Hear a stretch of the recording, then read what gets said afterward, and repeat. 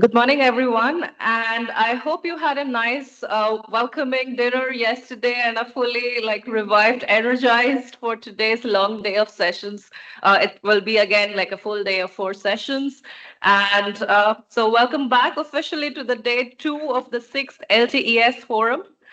First, I'll give a short overview of yesterday's sessions before setting the stage for today's sessions. Yesterday, we officially opened the forum and had 4 interactive and informative sessions. Discussions focused on LTES frameworks and NDC alignment, turning grid planning into bankable pipelines, communicating scenarios to build public support, and institutional considerations for adopting modeling tools. It was wonderful to hear from all of you and all these varied perspectives that you brought along with us based on your regional and national context and your experiences. But before we start, a quick reminder on housekeeping. Again, the exit is at the front of the conference room at the bottom of the stairs. Please use this exit to access the washrooms. Please exit the conference room and down to the there are some stairs, and to the right are the ladies' washrooms and to the left are the gents' washrooms. Throughout the event, I will alert you once it's say coffee time, lunch time, or the welcome reception tonight. So we have something at 5:30 after today's sessions. For online participants, they are currently muted, and we request that you remain so throughout the event, except during the interactive session, where you will be invited to speak. For now, I would ask the online participants to just confirm in the chat if you can hear me well. Garvin? All right. So that's there. For participants in the room, speak by pressing the speaking button. You have a mic, and after you're done, please turn it off. During the event, there shall be an opportunity for the audience to interact with all of us. So please make use of that opportunity and make the session as interactive as it was yesterday. We had a very productive and engaging session yesterday, and we hope today is nothing less than yesterday, but even more. So we end with on a very high note. So now we'll begin with the first scene setting presentation or opening presentation. We are delighted to begin today's session with a keynote presentation on global and renewable energy outlooks by Riccardo Guerini, Head of Renewable Energy Transition Roadmaps at IRENA. Riccardo leads IRENA's analytical work on global and regional transition pathways, guiding the development of long-term renewable energy roadmaps and scenario-based outlooks that inform national and international policy. He heads the RE-MAP program, which produces IRENA's flagship World Transition Outlook 2050, assessing how countries can accelerate progress towards net zero energy systems. His current work focuses on identifying strategic investment priorities, technology pathways, and regional cooperation frameworks to strengthen resilience and inclusivity in the global energy transition. Riccardo, the floor is yours. Please welcome him with a round of applause.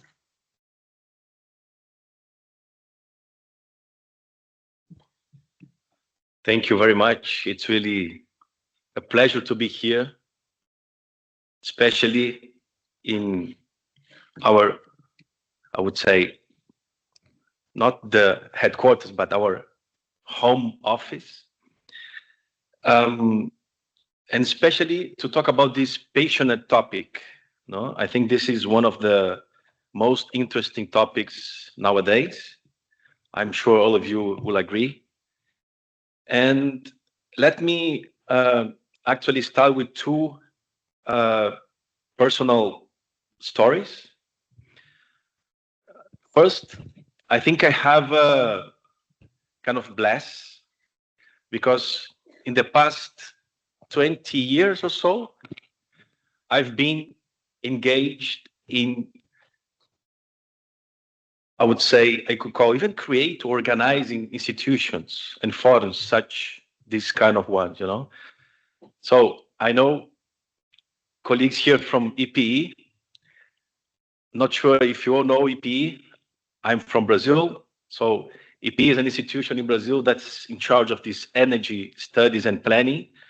And I have the pleasure to be one of the creators of EPE back then, working in the ministry with a very well-known professor in Brazil, Professor Thomas Kim, where in the ministry we started developing the concept of this Brazilian governance, institutions, modeling, and all these aspects related to how to build an institution such as EPE now with 400 people, right? So this why this is a bless, because I think this is what really is key in terms of understanding the energy transition challenges. And I would bring from now on some of these aspects. By the way, uh, back then, maybe 10 years ago, I remember also, some of you may recall that in CEPAL, so ECLAC, UN organization in South America, also the creation of, they back then, I think they call Consejo de Energía, something like that, where we developed together with Mandio, which was the chief of energy in charge. Also these institutions to discuss regional planning and so on, still active today, together with CEPAL. And of course, recently, LTS and Global Coalition for Energy Planning here in IRENA, which has a very important role from Brazil. Brazil was the first one to join LTS. I remember when I got here, and the Global Coalition, as you know, it's of course a very much related to Brazil. So I think it's very interesting to be part of this history, if I may say.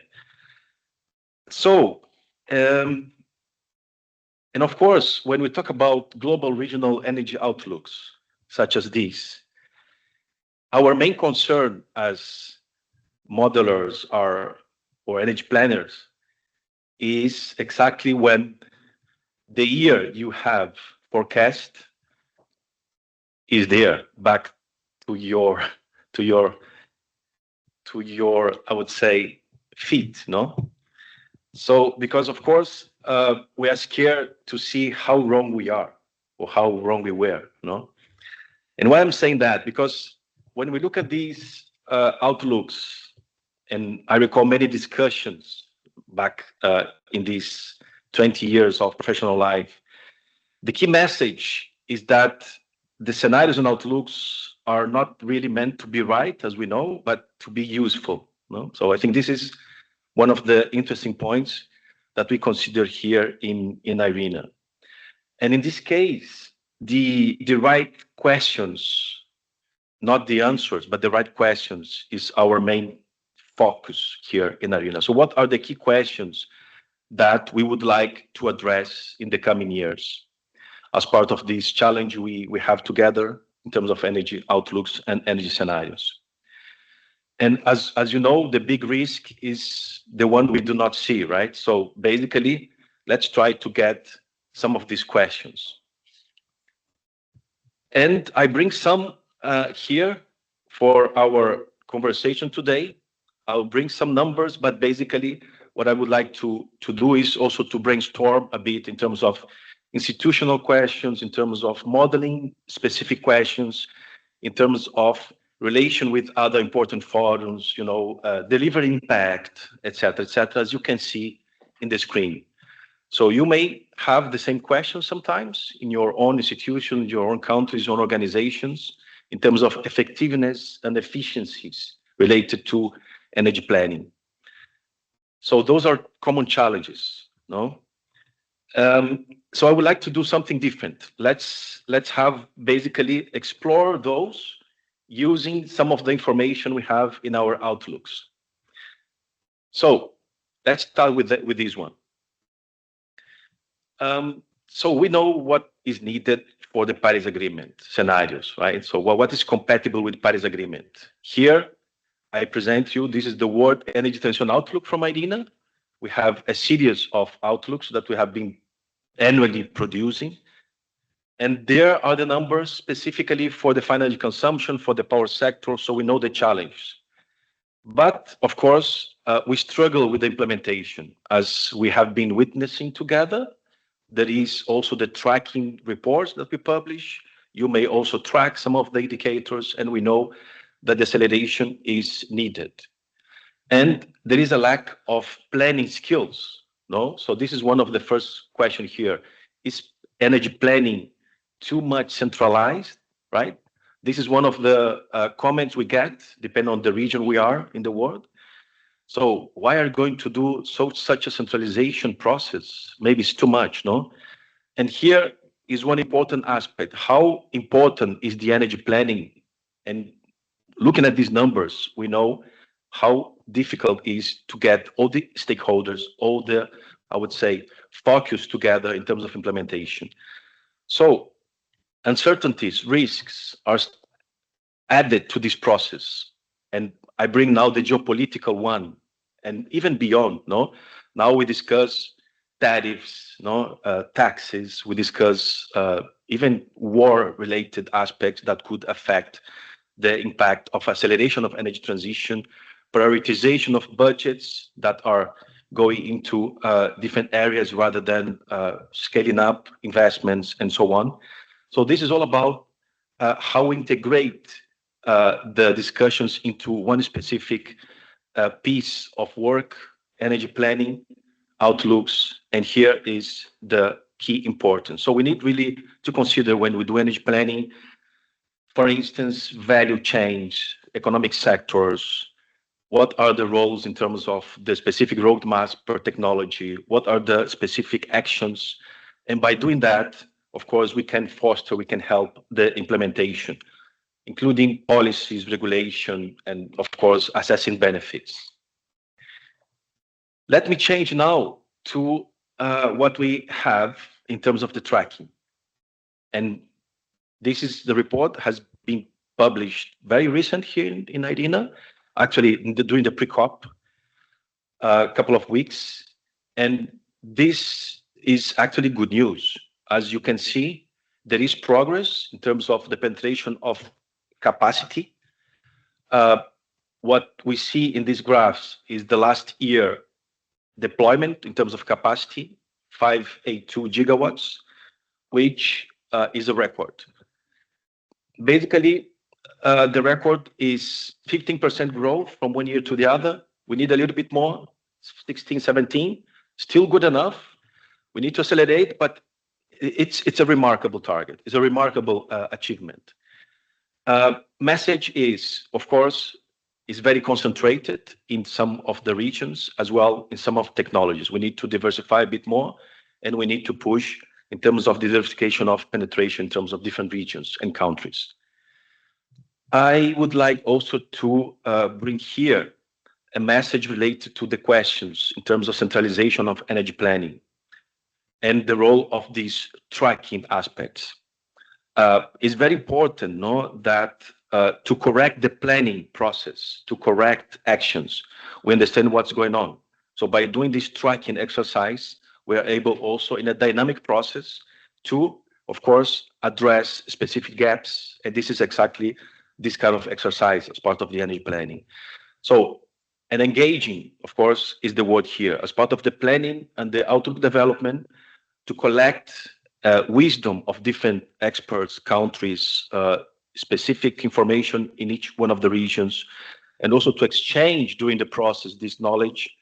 That is what we really would like to emphasize as part of the development of the outlook, and of course, as part of these actions to correct the specific, I would say, gaps. Another important number, and also related to one of the questions. Basically, when we work with these outlooks, we know that several and multiple factors are crucial, no? As you can see here, it's difficult to plan with one single technology. It's difficult to plan just to address one single sector. At the end of the day, it's a systemic approach that we need to understand when we do the modeling, when we do the outlooks, when we try to implement energy planning. Here, for instance, looking at this graph, what needs to happen by 2050? If oil and gas and fossil in general goes down like this, what are the impacts across the different sectors, right? So, who is going to supply the fuel that is not being supplied any longer by the fossil? How is or how many are the changes in terms of strategy of companies that are needed? How we can carefully identify the risks that are behind each one of these moves in terms of technology penetration.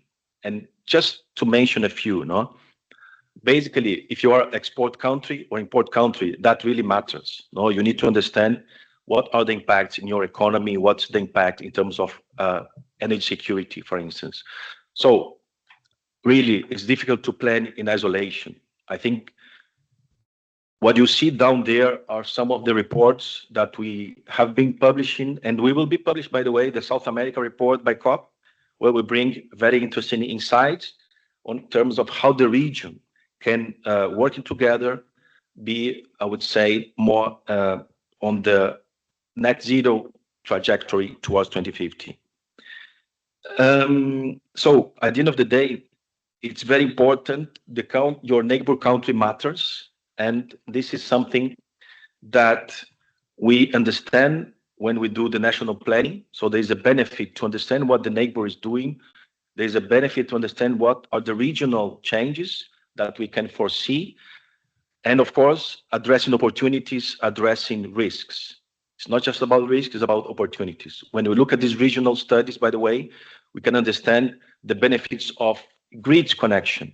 We understand the benefits of supply chain, beneficially and mutual, I would say, coordination.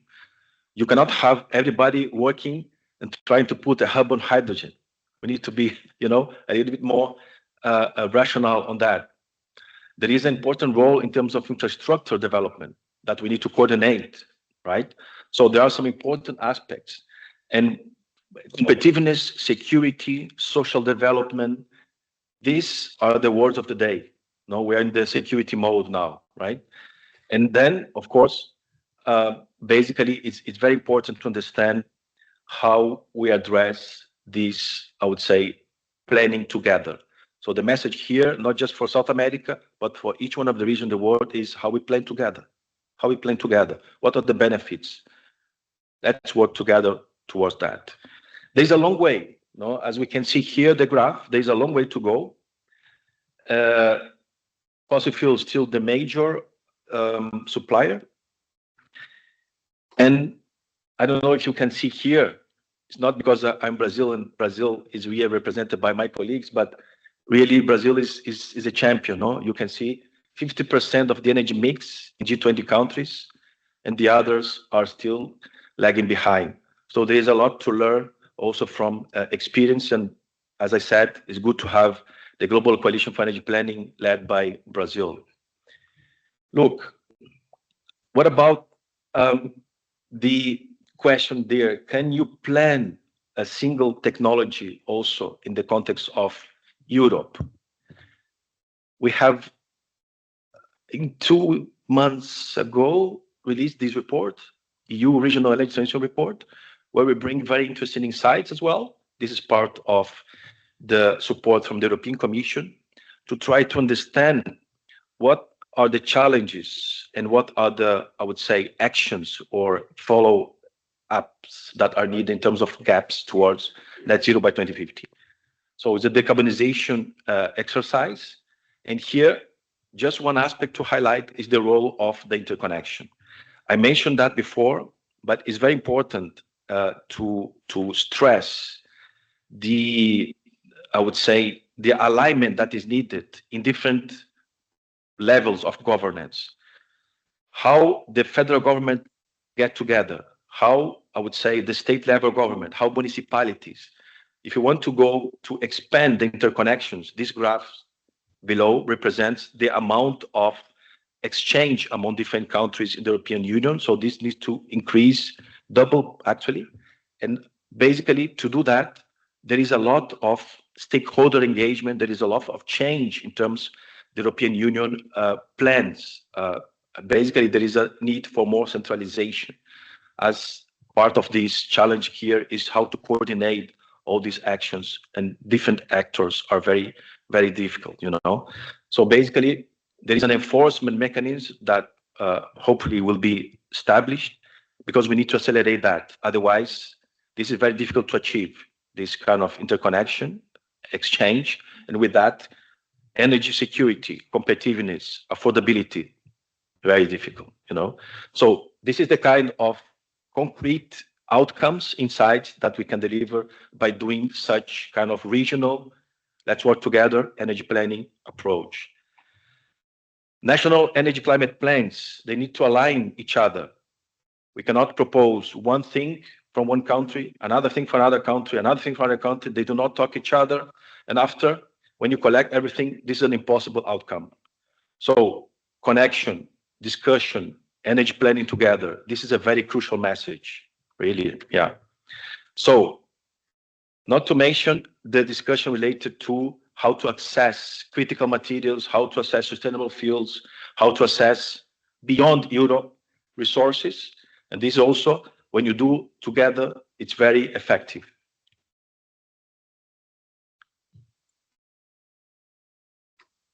Outlooks, they also can benefit the progress assessment, especially, as I said, if there is a common framework.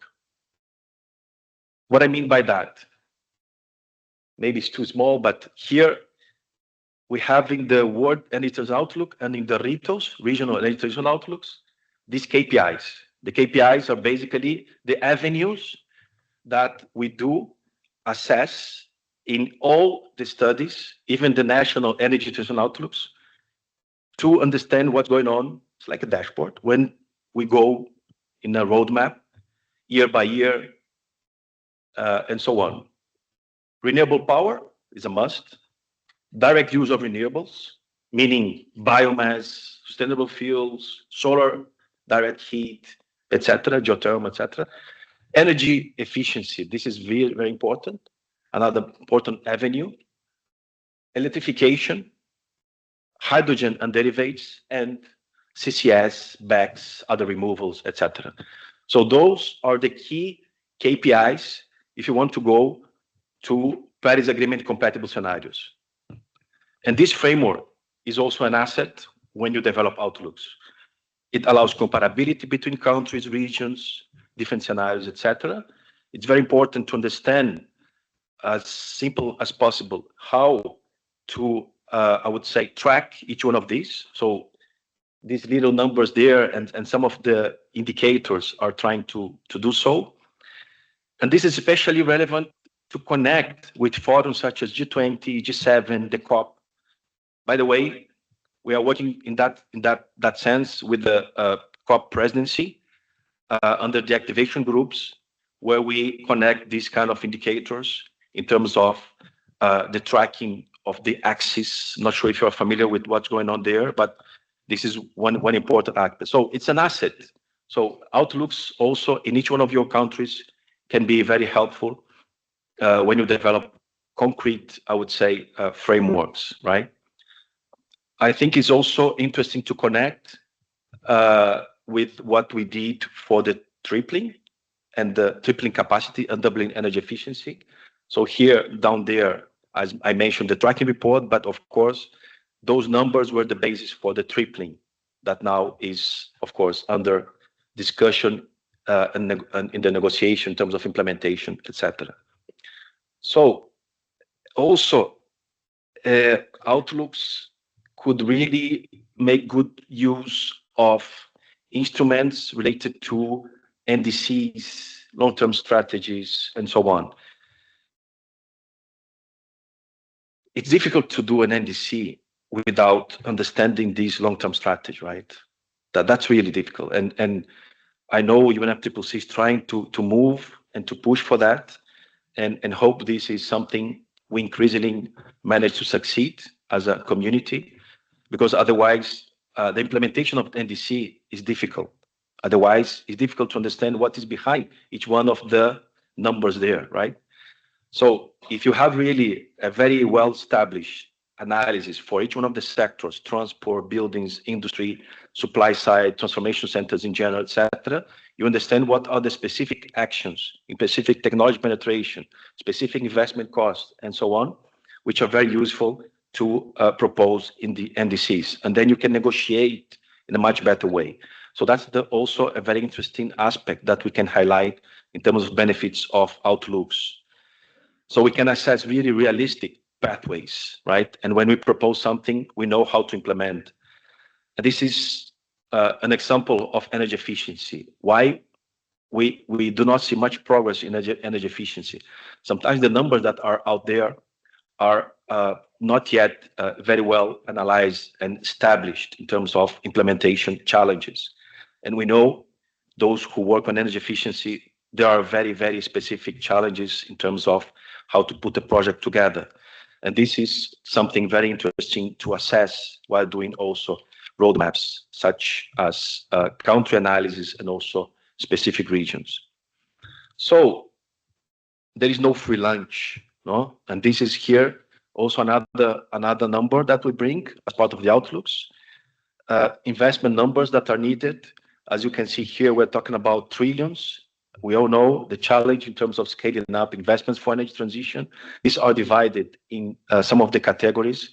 I would like to highlight the importance of grids again and flexibility. And here, I think there is a benefit to connect, let's say, the engineers, with the economists. Sometimes it's difficult for them to speak with each other. And here, the outlooks, they manage to do so.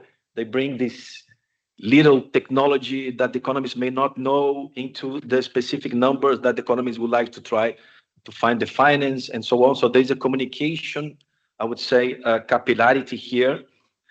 This is also a very interesting discussions, especially when you have case studies that are behind each one of these.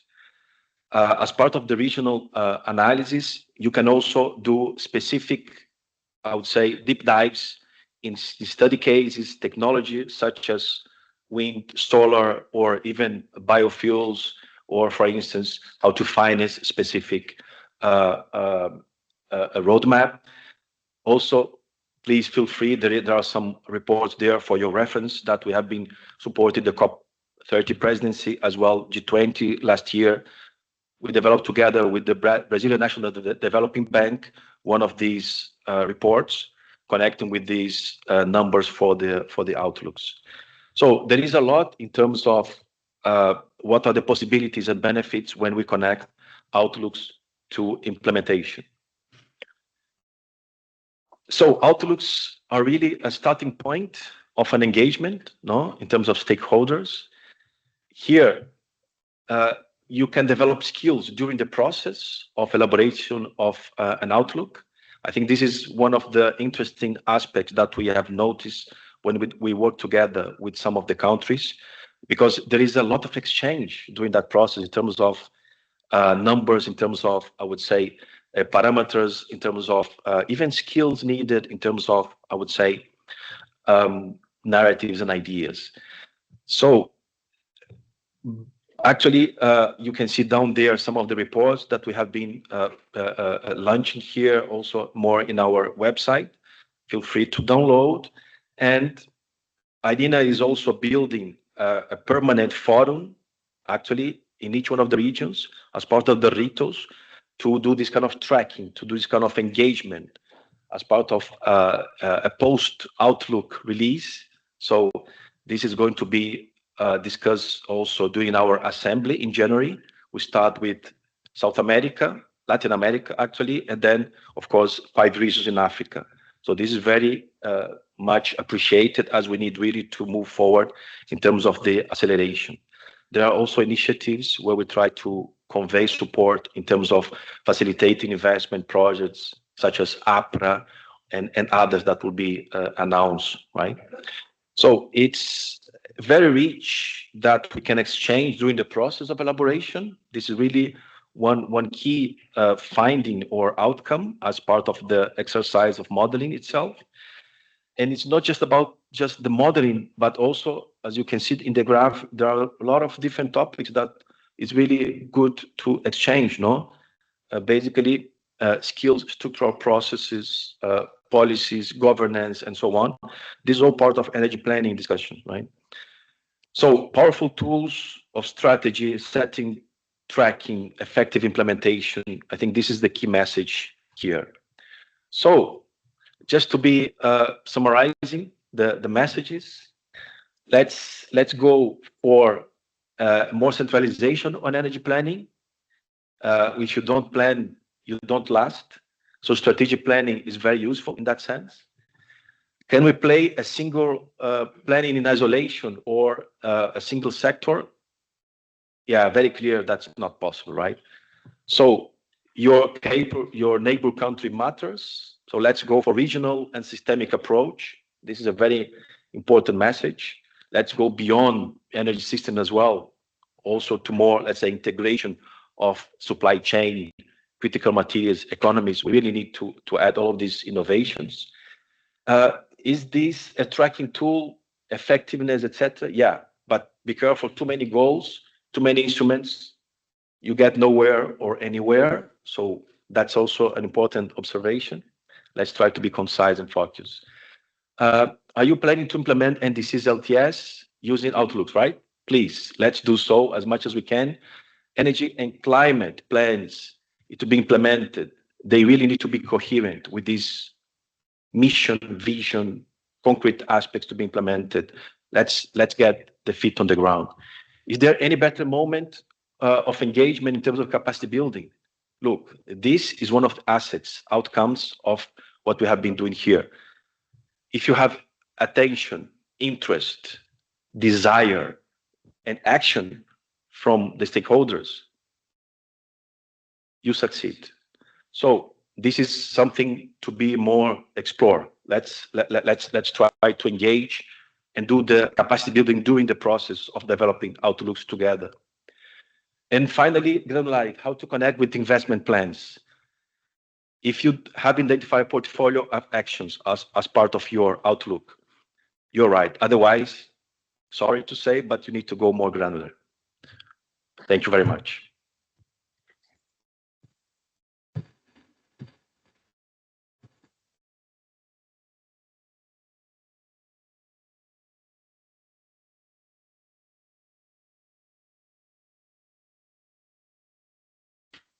Thank you, Ricardo.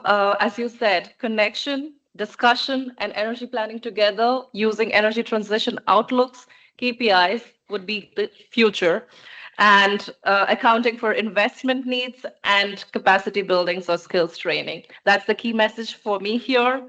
And with that, we move to session 5, addressing supply chain uncertainties in energy scenarios, co-hosted with the European Commission's Joint Research Center.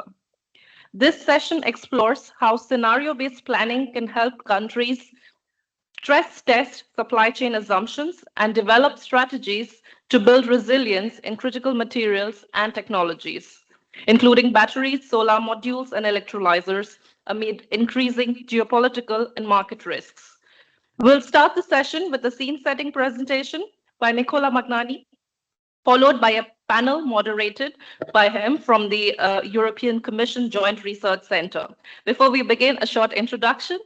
Nicola Magnani leads the material supply chains for the Energy Transition Project at the JRC and has been a European Commission official since 2016. Before joining the Commission, he spent over 15 years in academia as a quantum physicist, specializing in material science and nanotechnology, and now focuses on strengthening the science policy interface for critical raw materials and energy transition planning. Nicola, the floor is yours. Please welcome him with a big round of applause.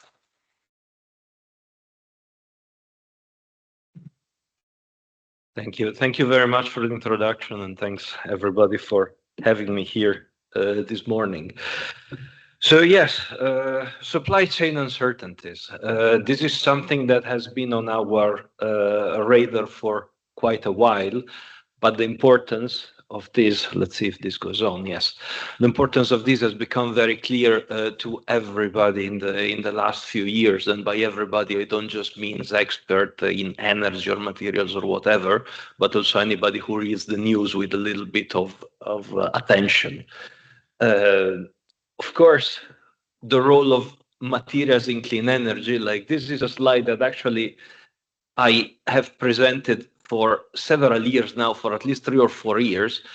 And what 3 or 4 years ago, I needed to convince policymakers that they needed to bring their attention to the issue of critical raw materials and material supply chains. So what I was telling them is that, to switch to renewable energies, you need manufacturing, you need technologies. The center is not fuel anymore. The center is technology. The center is deployment. The focus is on raw materials and supply chain. I'm quite happy that now this is like sort of common knowledge. A few years ago, this wasn't the case. So when we were saying the shift to fuels, from fuels to technologies, is centered on material, this also means that the energy transition is at its core a material transition.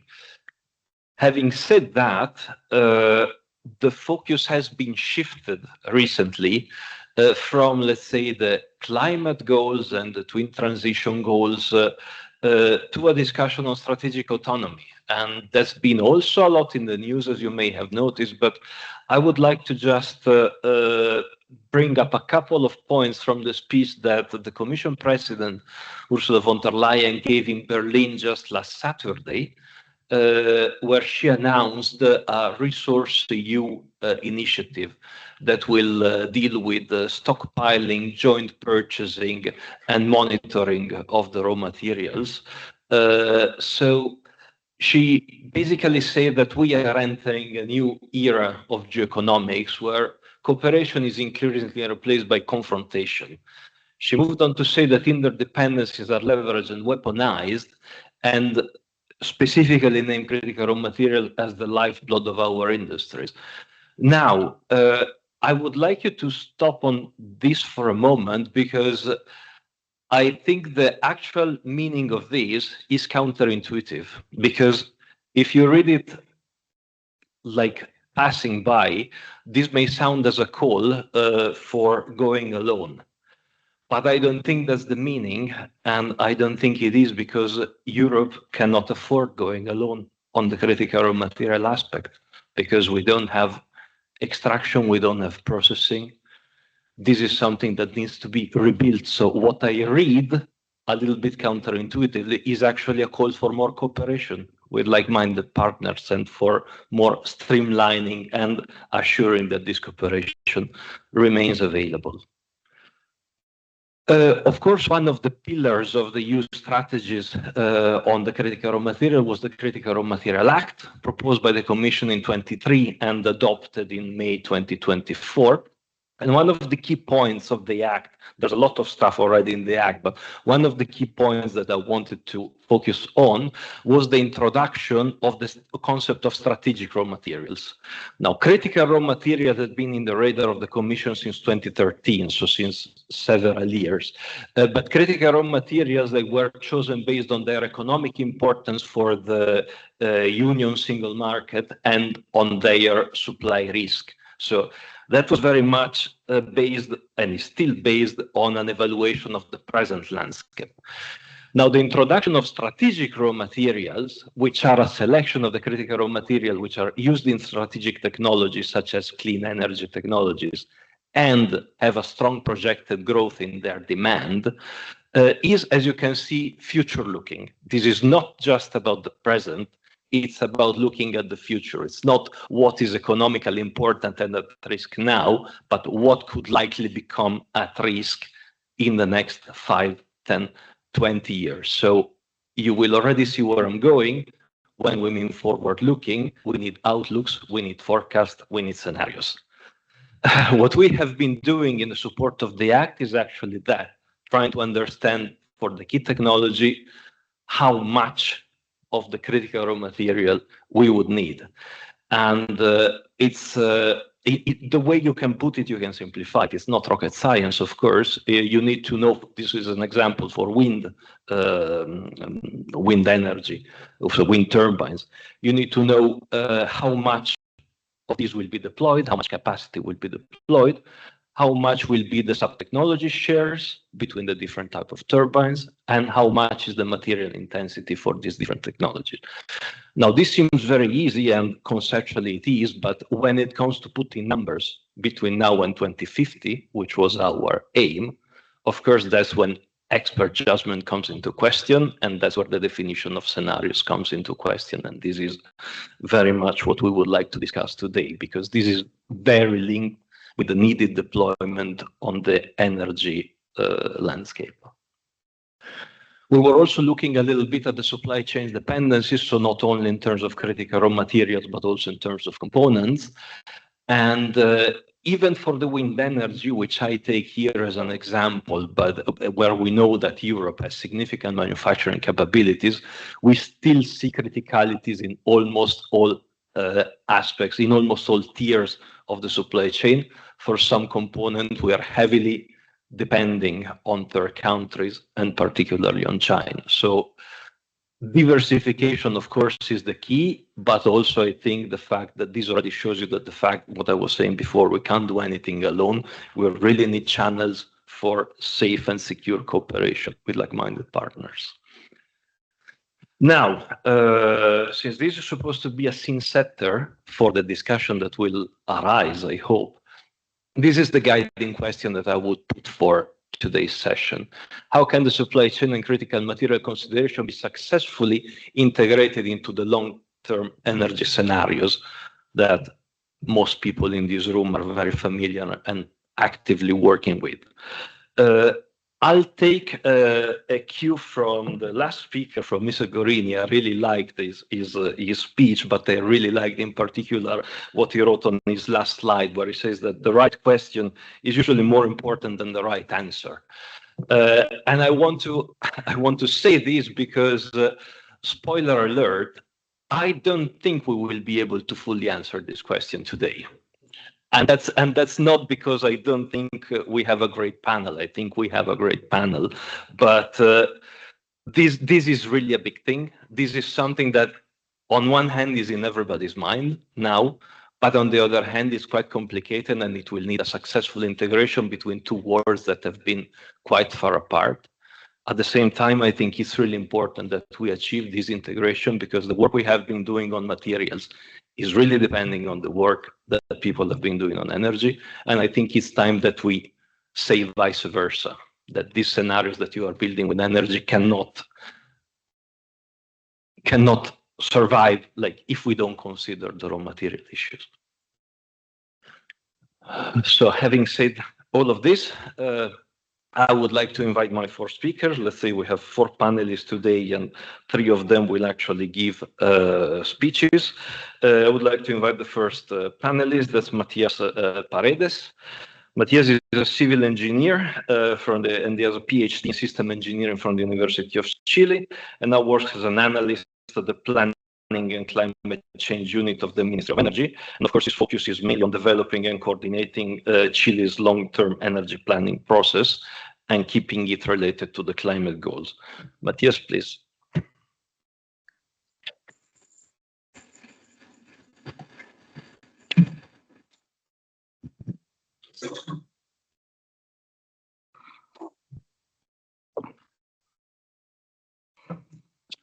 Thank you very much, IRENA, for the invitation to speak about the Chilean case here.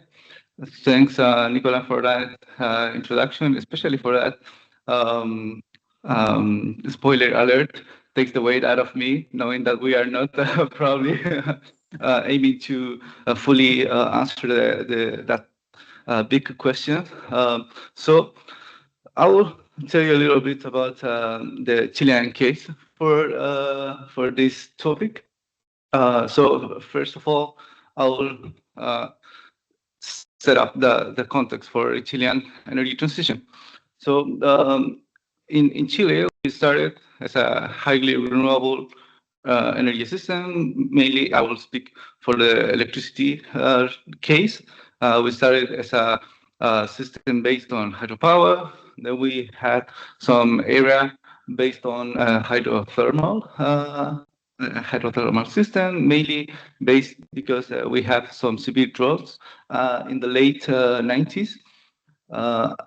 At some point, we have some fossil fuel crisis. For instance, we have cuts from an Argentinian supply in 2004. Then we had the renewable takeoff in the mid of the 2010s, and now we are currently getting back to renewable, mainly with solar and wind power.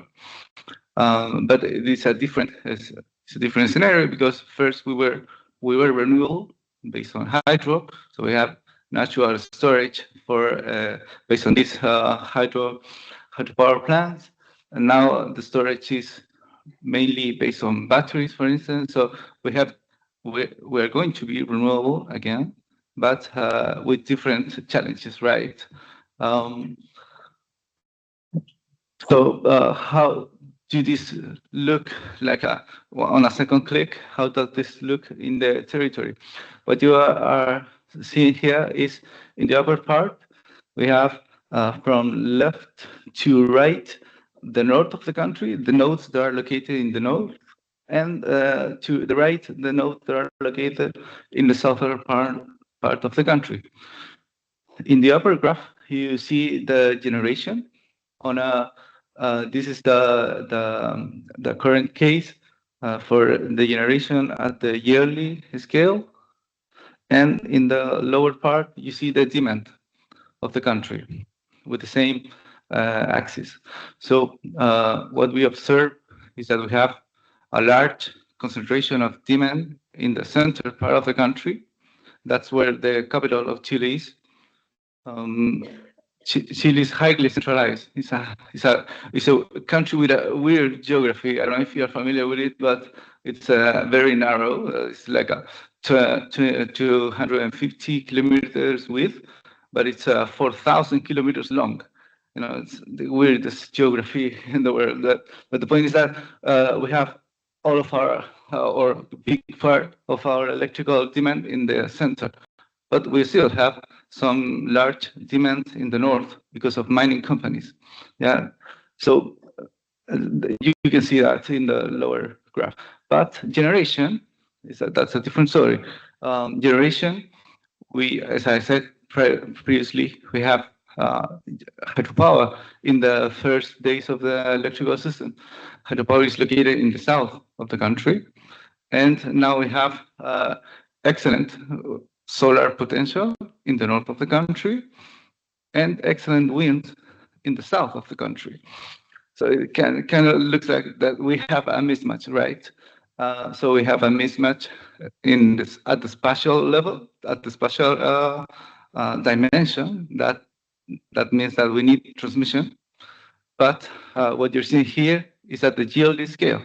If you look at this at the hourly scale, that's a different story, because we have our peak demands in the night, but we have, as I mentioned, high potential for solar energy, which produces energy during the day. So we have also a mismatch in time in time dimension. So we need a storage for that. And this is the geography of Chile. This is it's, I would say, horizontally. As I said, that in the north we have the excellent radiation. That's the yellow potential, and in the south we have the really good potential for wind, which is the green zones that you see there. And why this is important, why the geography of this country is important. Although we are located in South America, I would say that we are kind of an island because added to the weirdest geography that we have in the north of the country one of the driest, if not the driest, desert of the world, the Atacama Desert. We have, if you go to the south, we have Antarctica. That's our neighbor in the south. To the east, we have the Andes. mountains. So that's a natural barrier. And if you go to the west, we have the Pacific Ocean. So we are mainly an island. And why is that important to supply chains? Well, all of our imports come by sea. 95% of our imports come through our ports. As we are a very, narrow country, we have like our roads are very radial. We don't have like a redundancy of roads. It makes no sense in a country like us. So everything that we import goes essentially through the same roads in Chile. So supply chain. When we talk about supply chain and we translate this into models, for instance, going very practically, wind turbines in Chile. So our scenarios can say, oh, we need, let's say, I don't know, like 4 gigawatts of wind turbines in this year. Well, that can probably make no sense if you don't consider the constraints of the physical system. In this case, ports constrained, roads constrained, technicians even. So that's an aspect that I want to bring here to our discussion. These supply chains constraints are not necessarily based on how much you can manufacture. Sometimes they're related to how much we can transit, we can import, or we can install.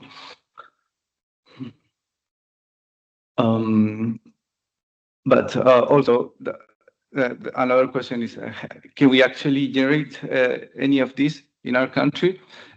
Particularly in the case of Chile, added to the weird geography that we have an economy that is based on market relationships.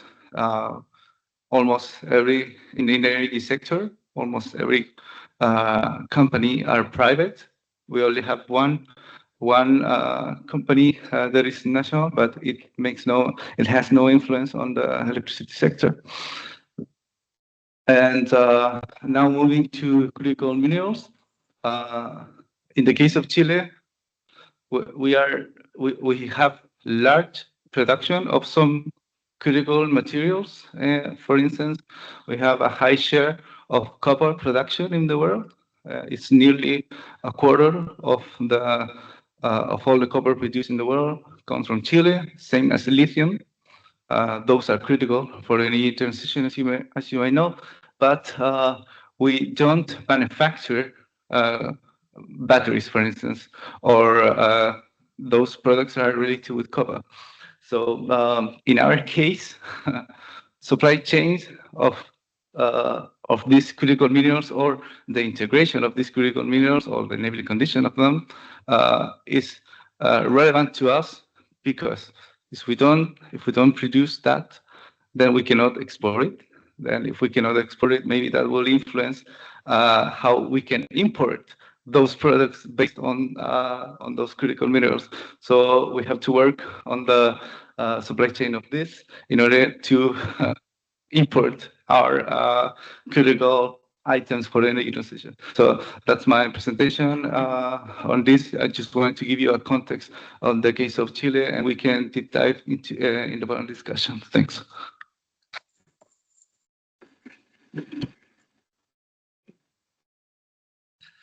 Thank you very much, Matthias. That was like a very interesting presentation. I think it will spark a discussion on this particular case. I would like to introduce now the next speaker, Stord Bjørndal. He's been working in Ørsted in the regulatory affair since 2021, covering topics within the offshore wind regulation and energy market. And before that, he was working at Equinor for 13 years, including heading up the company works on long-term energy scenarios. So please, Stord, the floor is yours.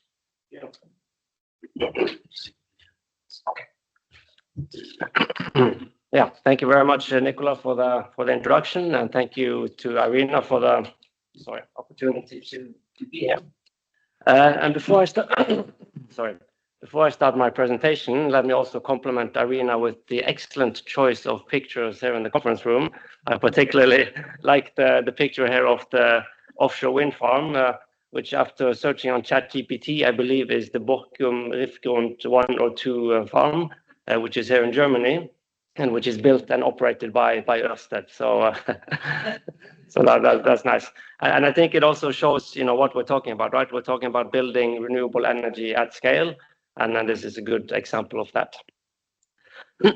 So what I want to talk to you about is how external long-term energy scenarios can enable the offshore wind industry, as well as governments, to plan offshore wind build-out.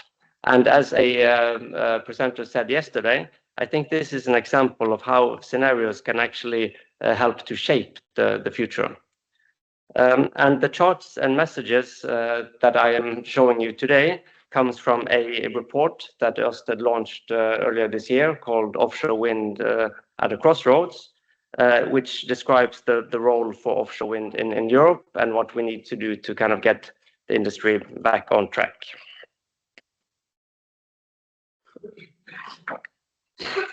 So what we have done is that we have used long-term energy scenarios, external scenarios, to show what is the need for offshore wind in the European energy system. And what we see in the chart is that there's a range of scenarios that shows that Europe needs between 300 to 500 gigawatts of offshore wind by 2050. And then for Ørsted and the offshore wind industry, this can enable us to inform our strategy and also make the case for offshore wind towards investors. And in today's environment, where offshore wind is challenged, and Ørsted in particular is also challenged, this is actually really important. We can also use these scenarios to make the case for offshore wind towards governments and argue for appropriate regulatory regimes and also appropriate support mechanisms to enable this build-out.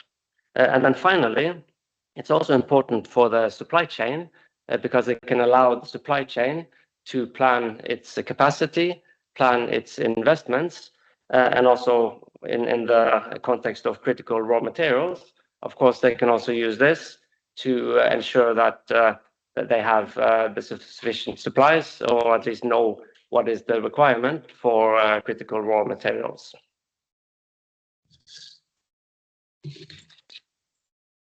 So then, if we then translate this long-term scenario into annual capacity need, and then ask what is the annual capacity build-out required to meet offshore wind demand in Europe and to sustain its supply chain, what we see is that Europe needs to commission somewhere between 13 and 19 gigawatts per year to stay on track for this scenario range that we identified.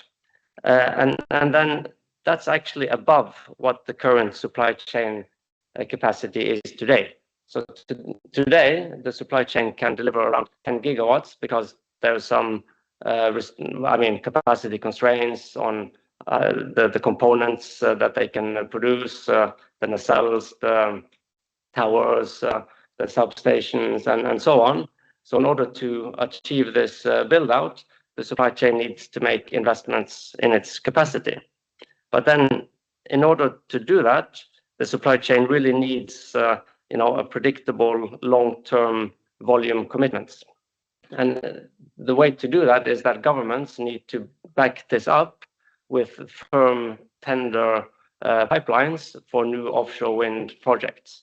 And these tenders need to, again, be supported by appropriate regulatory regimes and also potentially support mechanisms.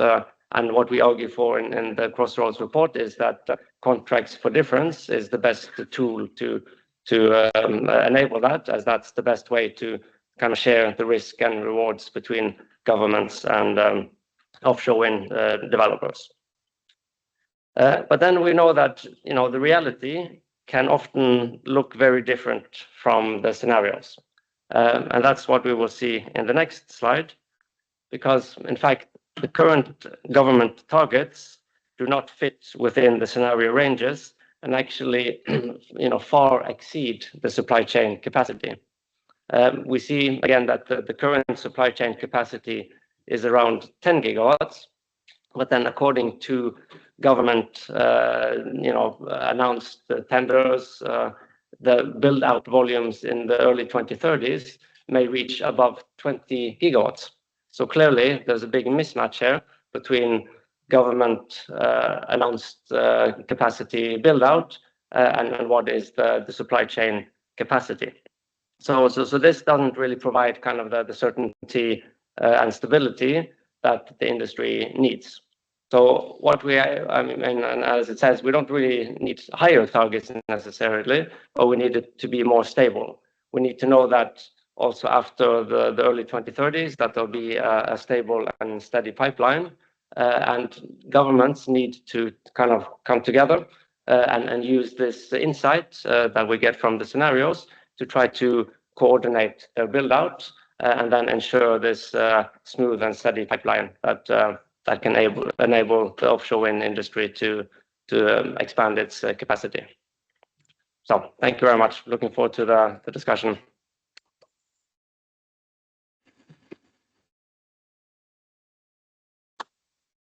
Great. Thank you very much, Tor. That was like very clear and to the point, I think. This will fuel the discussion later. Now I would like to invite the third speaker for this session, James Glynn. James is founder and CEO of the Energy System Modeling Analytics. And prior to that, he was a senior research scholar at Columbia University working on global energy policy. So thank you very much, James. Please, an applause. Yes.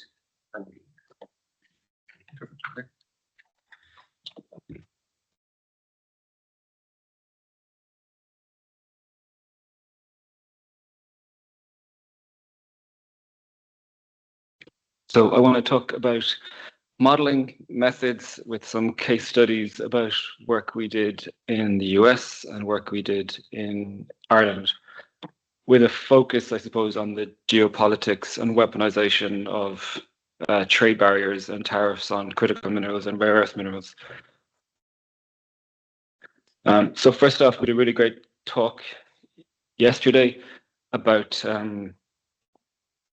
co-creation and using open source models to inform policy. So I have a deep experience within this, working within Ireland and working within ETSAP and within the IEA. So publishing peer-reviewed literature that then gets ingested into ETSAP books, that then gets ingested into IPCC reports, and then ultimately ends up in law. So a carbon budget, one of the first national carbon budget pieces of analysis done with a times model, a direct chain of consequences to the current carbon budget law in Ireland. But there's a huge co-creation process that goes on with that I just want to highlight, with running the railway lines between the universities and the powers of government. And a really interesting impact is this dialogue and these documents being used within national negotiations at COP. So Alessandro was there yesterday. We worked on this together back in the day in 2018, 2019, that ultimately formulated the decarbonisation strategy for Ireland negotiation at COP. So there's a deep history within the ETSAP and Times community using open models to inform policy and law. So the same models can be used, and adding innovation into those model frameworks to look at the problem that we're talking about today, so critical mineral intensity. My slides have changed a little bit, going from Google Slides to PowerPoint, so I hope they're okay. But we see from the IEA 2022 report that the critical mineral intensity, so the kilograms per thing, or like whether it's a vehicle or a megawatt capacity, it really changes when you were talking about conventional incumbent energy systems or next generation zero carbon systems. So if you look at transport, the amount of copper and manganese in a car, in a conventional internal combustion engine car, versus the amount of critical minerals in an electric vehicle is 4x different. You can see the same in the power generation sector. So offshore wind and onshore wind need a heck of a lot more copper and other rare earths compared to a natural gas turbine or a coal turbine. So these are things that we need to endogenize within our model frameworks. So normally when we look at a reference energy system diagram, we would have, this is just a schematic for the US, we would have all our commodities on the vertical. So like from coal, oil, gas, waste, nuclear, water, wind, hydro, solar, etc. And you connect all those different commodities to your different technologies, and then you would have some sort of transmission grid, storage, and then reaching some sort of demand. So that's just one commodity vector across your different regions in your model. But now we need to include 50 other vectors, 50 other different minerals that are modeled by or monitored by the US Geological Survey. So you can use similar methods to do that, and we've done that as an example in the US. But I want to draw attention to all the usual nice stuff about batteries and EVs, and generation capacity is a problem, and those are the really rare earth elements. But the growth rates we require for copper and aluminium in the transmission grid and in the substation grid is also a really, really worrisome bottleneck and constraint. In the US, we need to double the grid capacity mile gigawatts. So either double the amount of copper or do more efficient things with aluminium. So if you look at the hourly transmission between the different states and different regions, you can dial up and down constraints on lead-in construction time or the amount of copper or the amount of aluminium per year available to the US. And you get very, very different outcomes of installed capacity. You can constrain that by refining, you can constrain it by imports, you can constrain it by geopolitical trade, and it's just another constraint that we can put on our scenario. So you can see on the right-hand side how the grid is built out in gigawatt miles, depending on whether there's lead-in times or whether there's constraints on copper or aluminium. So we built this framework. You can find this on GitHub, and there's a website that shows these results. So you get your normal grid capacity expansion planning. So you've got your coal, gas, hydro, nuclear, solar, and wind. You can get your lithium or different minerals coming out of it. So if solar is yellow and wind is blue, you get your amount of copper, minerals, or whatever, and then you can constrain back that onto your optimization model. So then the final example is doing this in an Irish example. So like Chile, Ireland is an island grid. We've a whole lot of renewable resources down the west coast. So the green and red there is wind. We've huge offshore wave energy potentials and offshore wind potentials, probably like 5x to 10x the actual national demand, but need to interconnect better to the UK and to France and Spain. So if we endogenize the critical minerals in all the technology menus that we have in our model, you can look at the thing that I want to point out here is it all depends on the demand for critical minerals impacts on how you model the technical resolution and the temporal granularity of your model. So if you're looking at just an annual hourly time or an annual time slice, so a base case, you might get a capacity of 2 gigawatts of gas in 2024, and you can see that across the scenarios along the bottom. So I've like a base case with unit commitment, a base case with unit commitment limiting lithium, and then a carbon budget case where you're with unit commitment limiting lithium and limiting lead-in times.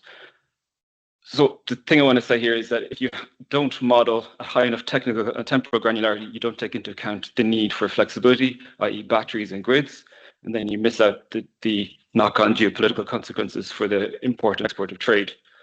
This chart is just showing the same thing, basically, on a generation level rather than a capacity level. So the technical and temporal granularity and the amount of foresight that you give your model really matters to the critical mineral constraints that then will impact on reallocating and reoptimizing your plan, your long-term plan. So, you know, looking at high temporal resolution, but then looking at 75 years or so, that interaction really matters to the critical mineral supply chain constraints. So my last slide, we've all seen the George Box or heard the George Box phrase, all models are wrong and some are useful. I am from the 80s and I really liked the film The Matrix. and kind of rehashing that phrase, don't try to build a correct model because it's impossible. Instead, to realize the truth that there is no correct model, then you'll understand that it is not you that builds the model, but it's the model that builds you, your intuition, and your insights through this iterative co-creation process. So taking that awareness, it's the multidimensional peaks that drive investment. So if you're not capturing your peaks, you're not capturing demands, you're not capturing volatility, and you're not capturing demand for critical minerals. And the one last thing that I want to raise is most energy systems optimization models were born out of the energy security constraints within the oil crisis.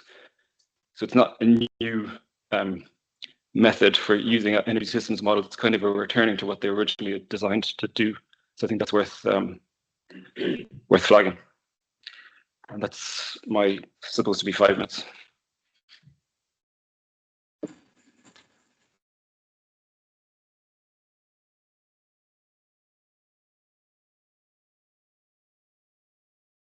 Yes, thank you very much, James. Thank you. This is also many important points that we will need to dig into the panel discussion, which will start now. So I'm quite happy to call back Matthias, Tord, and James to the panel.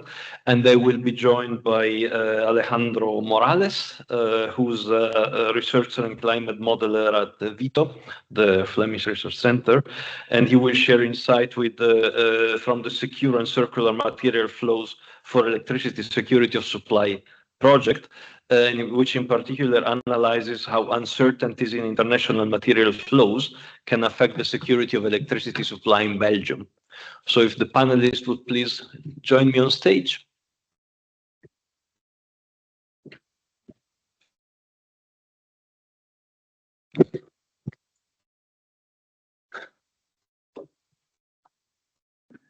Thank you. Thank you very much. Maybe I will start.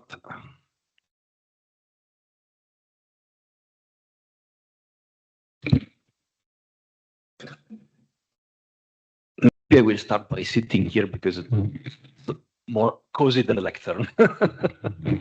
and I would like to start with you, Alejandro, because you didn't have a chance to speak yet. So if you could maybe briefly introduce us to the project and to the significance of what you've been doing. Yes. So thank you very much for the opportunity. So at VITO, we have our energy unit that has projects. Yes. At the national level in Belgium, but we also have some in Europe at an international level. And in Belgium, we are focusing mostly on polishing and perfectioning our times model, where we have developed a complete energy model for Belgium, taking into consideration all the different sectors.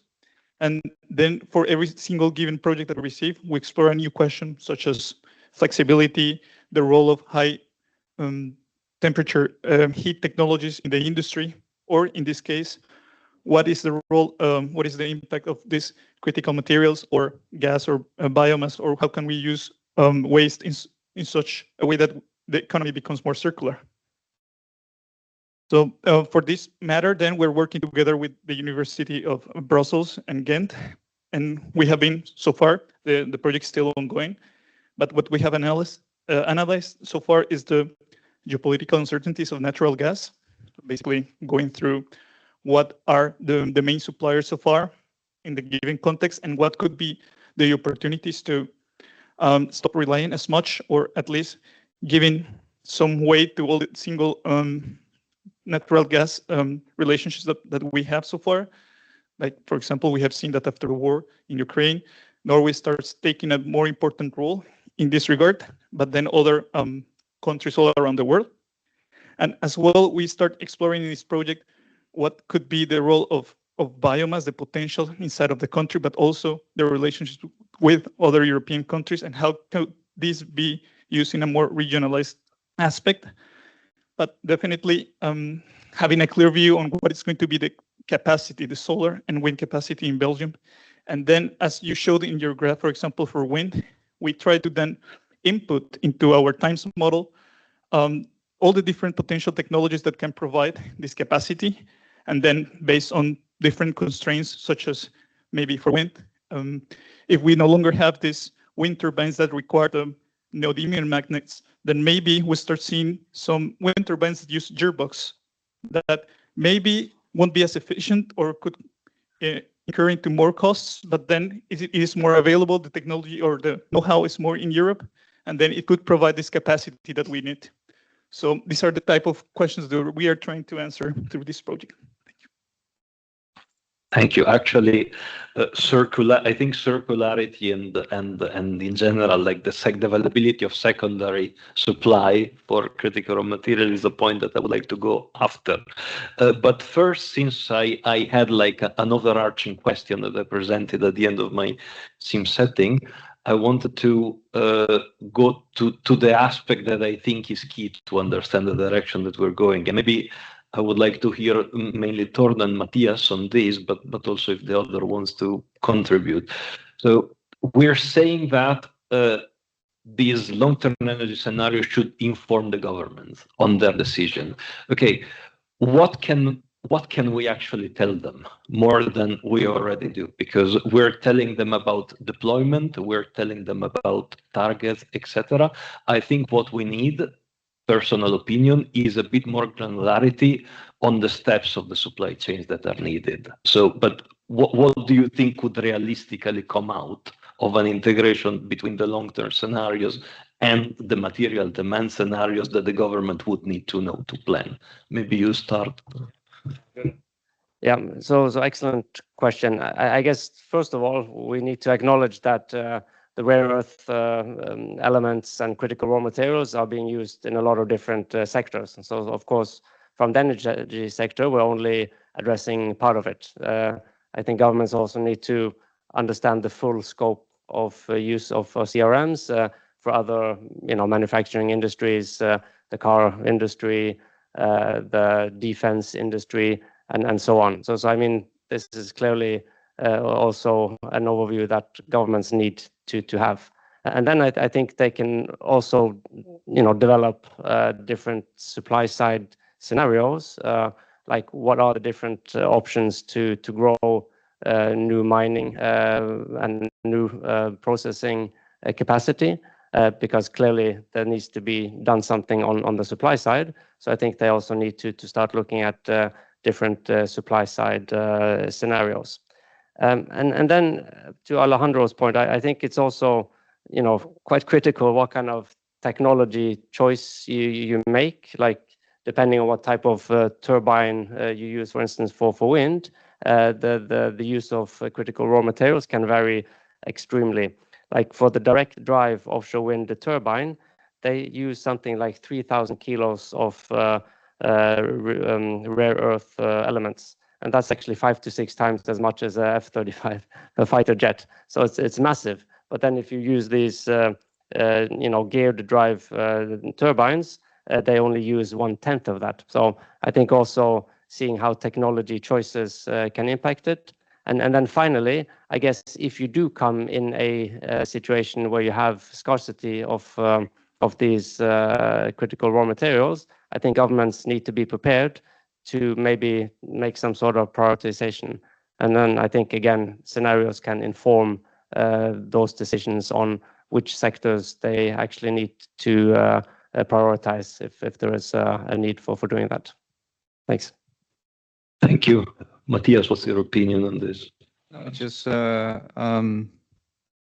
I agree with your opinion. I think it's well. First of all, you have to fully understand the supply chain at the practical level. I think a scenario's role is that we can stress test those supply chains. Long-term energy scenario models are really aggregated. So probably you will have to have another kind of model, or I don't know how to call it, but the way you translate that into something parameter that That's something added to those models. So, but you have to fully understand the supply chain, stress test them, maybe relax them to know where you can maybe if you have some constraint, for instance, in the case of Chile, because of roads, then maybe you can relax those constraints in order to build more roads if you can. So I would say they can be incorporated, but it should be a lot of work of like a stress test, relaxing constraints, but at a practical level to understand the whole supply chain details. Yeah, thank you. So maybe to bring James into the conversation on the point, because you mentioned stress test, but that's of course a reply in a sense to the weaponization that you were talking about.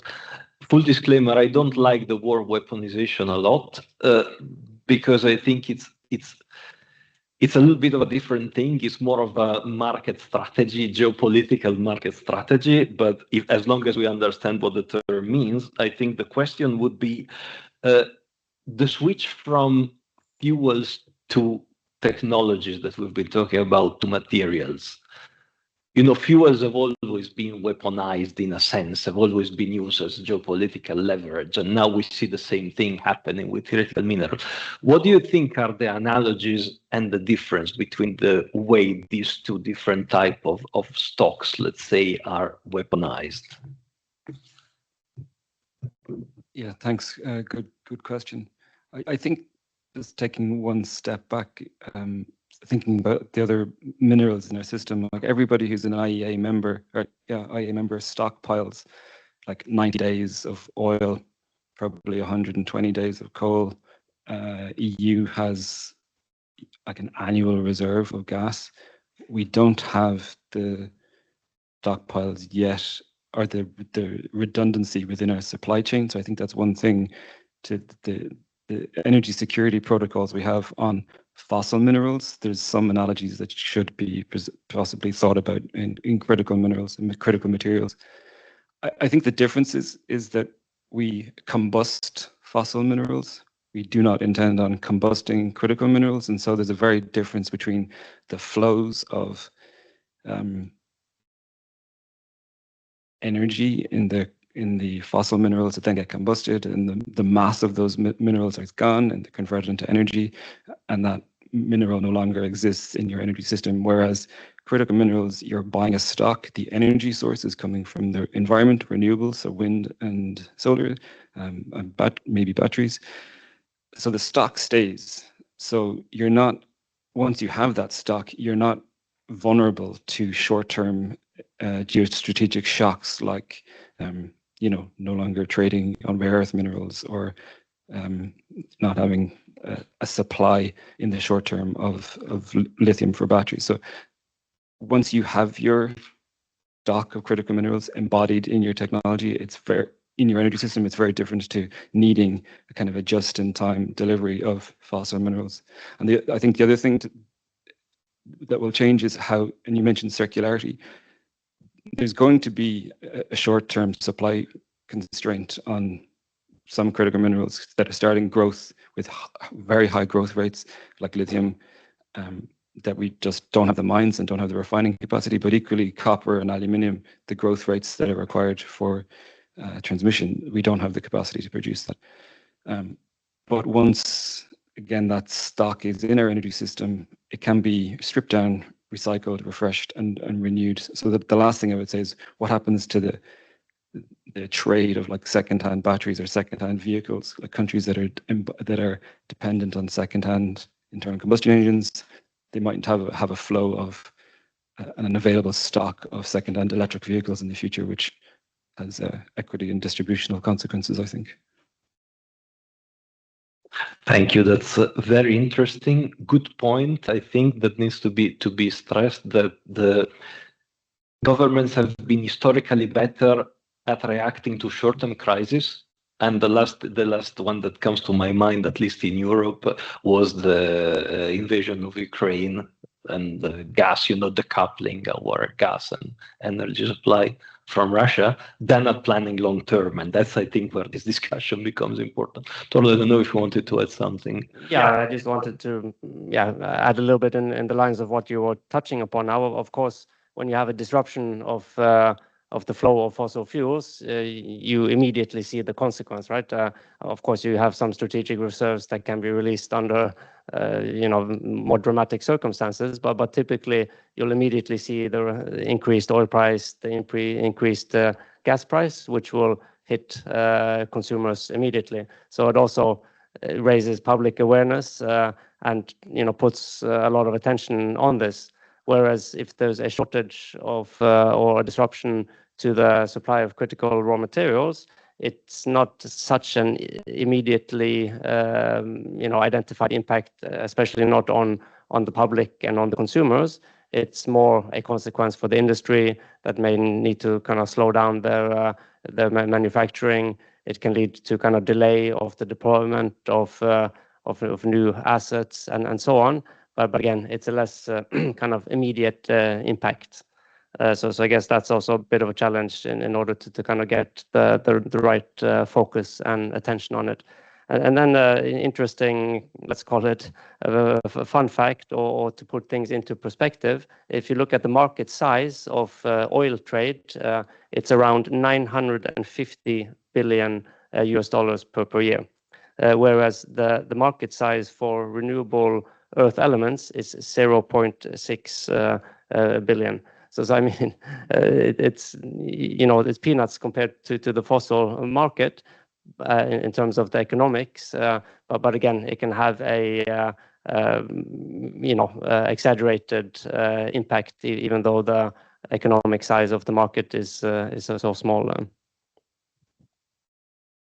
It's a very good point as well. But then you come to the strategic point of view. So this is obviously different to deal with fuels than to deal with technologies, as James was pointing out. And on the aspect of circularity, I wanted to bring you in this, Alejandro, to know your thought, because it has been mentioned that circularity will be important, to guarantee what is going to happen to all of this stuff that we are putting out now in terms of refueling also our future stock. But I would like to join it with the reflection that we had before on the technology advancements and how this can be included into the scenario. Because to me, when I think of recycling, reusing, and in general circularity, it's extremely important to know that the situation in 20, 30 years in terms of technology and material usage will certainly not be the same as today.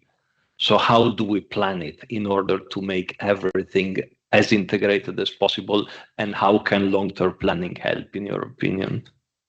Thank you for the question.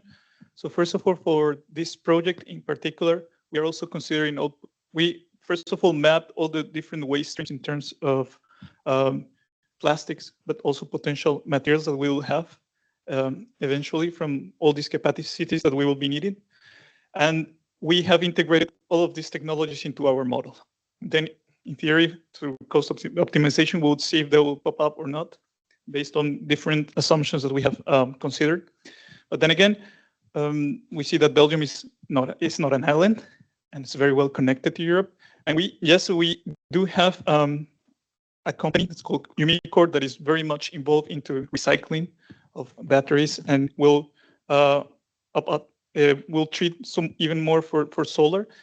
But then we see that this is just one of multiple projects of the Critical Material Act. It's one of 47. So we see that all over Europe, we will be trying to process or substitute all of these materials so that there are some even targets that we haven't mentioned so far from this Material Act. That is basically that we want to cover here in Europe as well, at least 10% of the extraction of these materials, have at least 40% of the processing, with 25% of recycling, and having not more than 65% single country dependency on one particular material. So I think these 47 projects are already a way to go. So then, yes, we are having this more national focus first, but we cannot forget the more connected aspect as well. I very much agree on this. I don't know if anybody else wants to react to this. Otherwise, I would say this is a good cue, since we're talking about cooperation, to see if there are questions from the room. And I see one at the back there.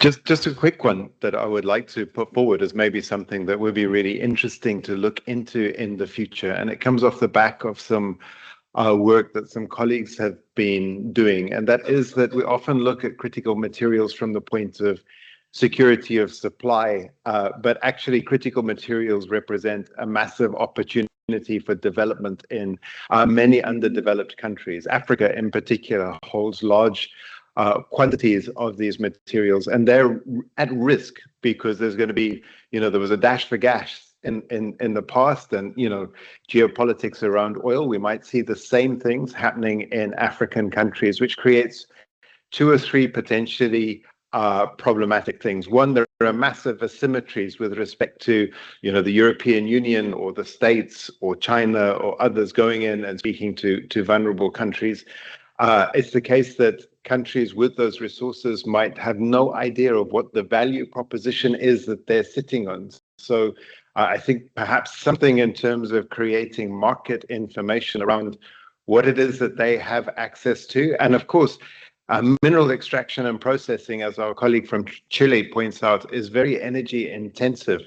And if that energy is not supplied properly, then you're not going to get the kind of environmental, social, ESG compliance that would be good. So I'd suggest there's perhaps something very powerful and important here with respect to understanding what the value proposition is for supplier countries, especially vulnerable supplier countries. I think there's a massive imperative to do this quickly, because otherwise they're going to get locked into deals that are not necessarily in their favor. We did something recently looking at just the materials that are required for batteries coming out of Africa, if Africa were to take up a proportional share with respect to reserves. And the development potential is absolutely massive. And it might be really nice to change this conversation around a little bit from, and I'm not saying this isn't valid, it's very valid, but to change it around into, how does this present an economic and cooperation opportunity in a way that allows the North to transform its energy system at the same time as providing the South with an opportunity to grow in a clean way. Thank you. Thank you. I see it more as a comment than a question, maybe because that's quite encompassing, but if there's a quick reaction from the panel. Yeah, thanks. I would love to comment on that. And I think it brings me to kind of supply side incentives. And I think there's some, very clear parallels to what we see in the renewable industry to how it could also work in terms of boosting the supply side for critical raw materials. So at least for the offshore wind sector, we've been calling for contracts for differences, which secures kind of a stable long-term supply at a fixed price. And I think this kind of arrangement would also work very well for new supplies of critical raw materials, where these kind of contracts could be offered on a competitive basis to countries that are in a position to deliver on that. And then I guess another parallel is, of course, it's very important that this is done in a sustainable manner. And there's also a lot of experience with using different qualitative criteria that sets different sustainability requirements and so on. So I think that could also be something that is used in connection with some sort of fixed price for these critical raw materials.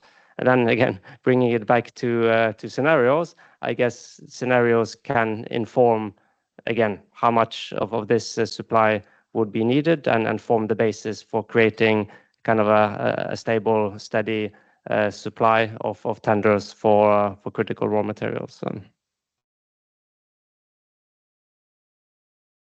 Yeah, thanks for the excellent comment. I just wanted to mention that in the case of Chile, we just launched the national strategy for critical minerals. This is from the Ministry of Mining. Which I'm from the Ministry of Energy. Different teams, different buildings, different everything. But we work coordinated, and because of that, in that strategy, they explicitly put that the demand energy for that for critical materials will be included in the long-term energy planning process, which is the one that we develop as Ministry of Energy. And of course, that is related to what you mentioned, associated with the attributes of the energy that is associated to produce those critical minerals. So my call is just to work coordinated with those at the different ministries.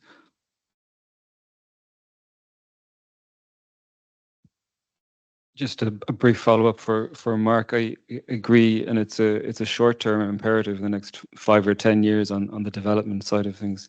We see in the IEA scenarios there's not enough supply, there's not enough refining capacity, and there's not enough supply chain capacity to meet the APS or the announced policy pledges or the net zero pledges. But the urgency, I think, is that it's the first to market and the first to build that supply chain out, whether it is in sub-Saharan Africa, that they then also set the rules of the market, which is also really important, I think, to say as well. Thanks. There was another question here. Thank you all very much for the interesting discussions. It's very important indeed to include the material demand into energy system models and energy scenarios, but this is only one side of the coin, and I would like also to second Mark about creating value chains for the suppliers. Apart from that, are stronger environmental impacts related to the mining of these materials, to the water use, to eco-toxicity shifts. So what we do in Switzerland, we couple our energy system model with life cycle assessment approaches to broaden the assessment of critical supply chain uncertainties, not only to energy and economic impacts, but also to environmental impacts, because this is part of the Sustainable Development Goals.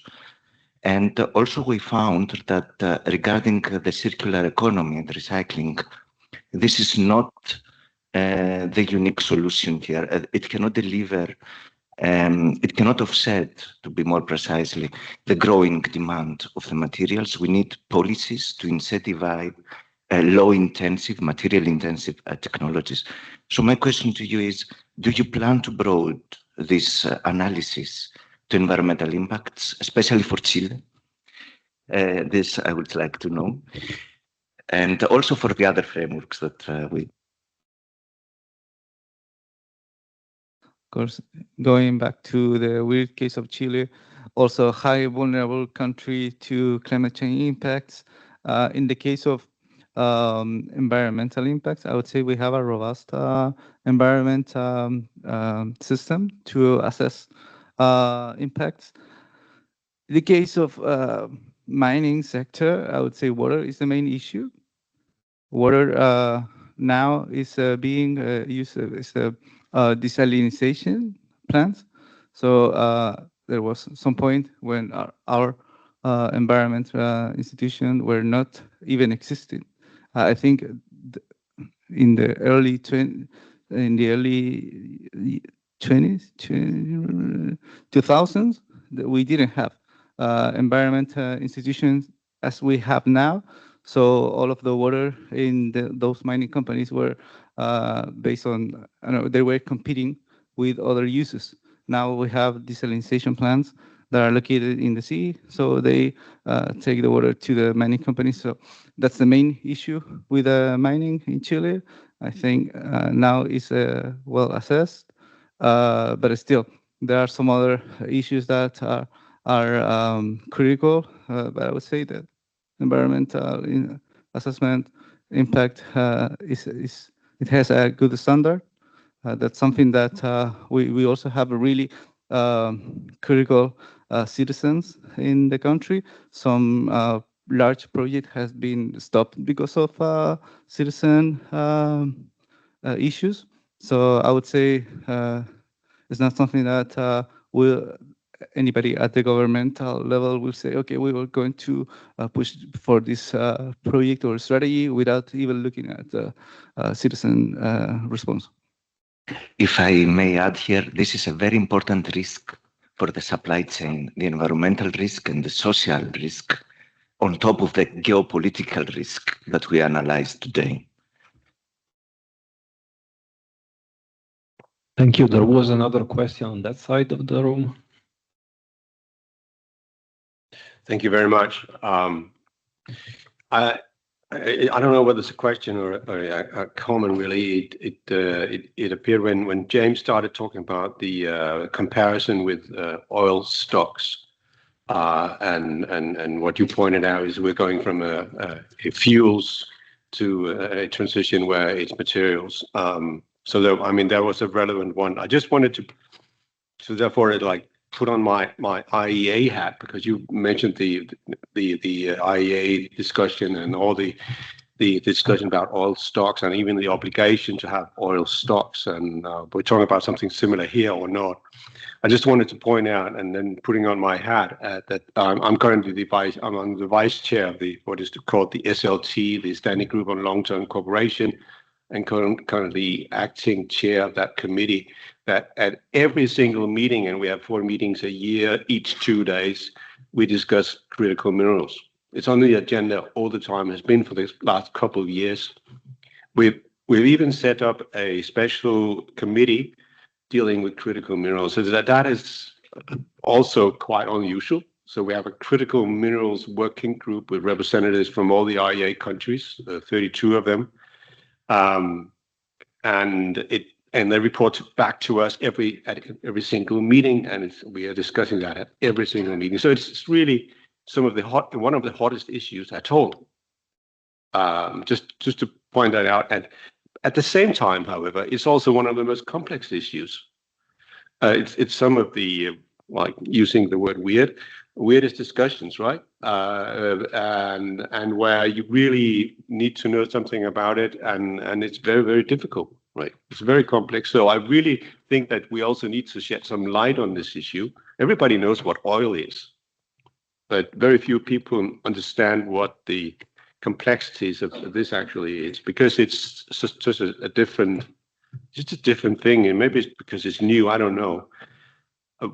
We are actually doing also critical mineral country reviews now, as we do energy policy reviews, where we look at the overall energy policy of a country. We do critical mineral country reviews as well. And just to point out that this is very much on the agenda, so please go back to your colleagues in governments, and please go back and talk to those who participate in this work, because we need to highlight this, because this is a very difficult issue. It's not only complex, it's geopolitics. It's very serious, and has a lot of implications, like Evangelos also points out, in terms of sustainability, social sustainability, environmental sustainability, and so on.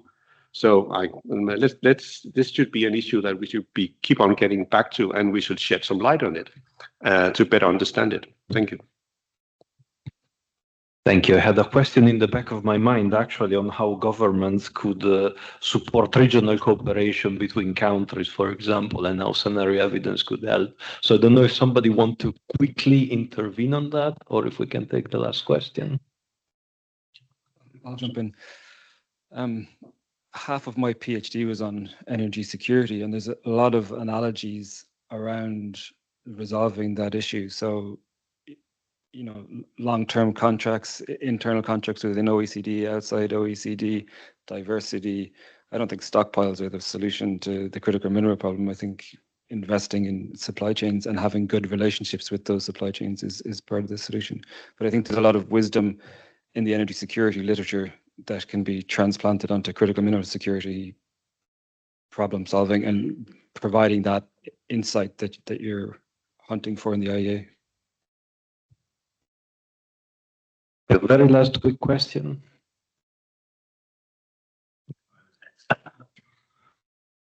Please.